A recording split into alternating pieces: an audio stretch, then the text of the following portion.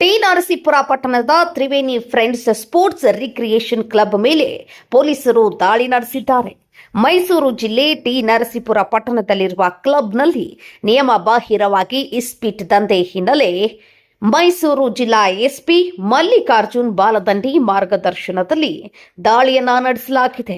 T Narasipura ಠಾಣೆ inspector Dhananjay PSI ನೇತೃತ್ವದಲ್ಲಿ ದಾಳಿ ನಡೆದಿದ್ದು 30ಕ್ಕೂ ಹೆಚ್ಚು ಜನ ಪೊಲೀಸರ ವಶಕ್ಕೆ ಪಡೆದಿದ್ದಾರೆ. ದಾಳಿಯ ವೇಳೆ ಸಿಕ್ಕ ಹಣ ಹಾಗೂ ಬೈಕ್ ವಶಕ್ಕೆ ಪಡೆದ ಪೊಲೀಸರು ಟಿ ನರಸೀಪುರ ಠಾಣೆಯಲ್ಲಿ ಪ್ರಕರಣವನ್ನು ದಾಖಲು ಮಾಡಿದ್ದಾರೆ.